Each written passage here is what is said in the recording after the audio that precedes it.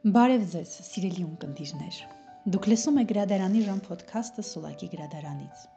Այսօրվա մեր փոդքասթը նվիրված է հայ մեծագույն գրող Մեծ լոռեցի Հովհաննես Թումանյանին։ Թումանյանը ծնվել է 1869 թվականին Լոռու Դսեղ գյուղում։ Նա մեծ է թողել հեքիաթներ, բանաստեղծություններ, պոեմներ, պատմվածքներ, բալադներ, լեգենդներ, որոնք սիրված են թե երեխաների, թե մեծահասակների կողմից։ Ժամանակակիցները Թումանյանին ճանաչել են որպես ամենահյուրասեր հայ մարդը, ամենաբարին, ամենաներողամիտը, ամենայն հայոց որբերի հայրիկը, ամենայն հայոց թամադան, ամենաարդարը, ամենալավ կազմակերպիչն ու ամենահմուտ հաշտարարը, ամենասկզբունքային մարդը, ամենայն հայոց բանաստեղծը, վերնատուն գրական խմբակի հիմնադիրը և միակ նախագահը։ Թումանյանի համար ամենից կարևորը մարդն էր, կյանքի բոլոր հանգամանքներում։ Համերաշխության սերը Թումանյանի բնավորության բնորոշ հատկանիշներից էր։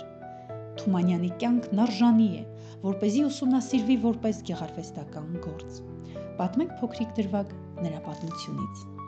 Հովհաննես Թումանյանի մանկության տարիներին նրա ծննդավայր Դսեղում դպրոց չկար։ 1877 թվականին 8 տարեկան հասակում ապագա բանաստեղծը հաճախում է հորեղբոր տիրացու Գրիշկա Բիձու նորաբաց դպրոցը։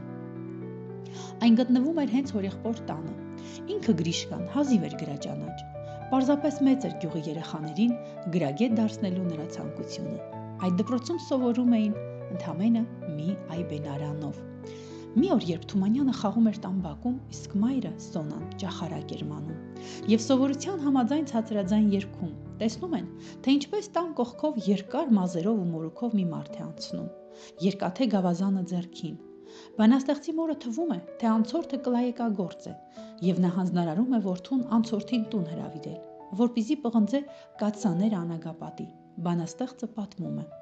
«Հասիր, այդ վարպետին կանչիր, որ մեր ամանեղենը նորոգի։ Խաղս թողեցի, ընկա ուստի ետևից, կանչեցի»։ Սակայն շուտով պարզում է, որ անցորդը տիրացու Սահակը ոչ թե անագապատող վարպետ է, այլ հեռավոր ազգական։ Թումանյանի մայրը թեև անգրագետ, սակայն գրագիտության հարգն իմացող կին էր։ Նա խնդրում է Սահակին մնալ գյուղում եւ գրաճանաչ դարձնել գյուղի երեխաներին։ Տիրացու Սահակը պատասխանում է. «Դե եթե դուք համաձայն եք ինձ պահել, ապա ես կմնամ»։ Սահակ վարժապետի դպրոցում իշխում էր Տեր-Թոդիկյան մեթոդը, բռնությունն ու ծեծը, այսինքն նա կառավարում էր երկաթյա գավազանով, անխնա ձգում էր երեխաների ականջները, հարվածում նրանց կաղնուց պատրաստված մեծ կանոնով։ Մի փոքրիկ սխալի համար առնաշաղախ դեմքով աշակերտը աղաչում էր ուսուցչին խնայել իրեն եւ խոստանում էր հետագայում ավելի լավ սովորել։ Թումանյանը վկայում է, որ մի ծնող երեխային վարժարան ճանապարհելիս պատվիրել է. «Վարժապետն ինչ որ ասի, դու էլ էն ասա»։ Վարժապետն ասում է. «Ասա այբ»։ Աշակերտը կրկնում է. «Ասա այբ»։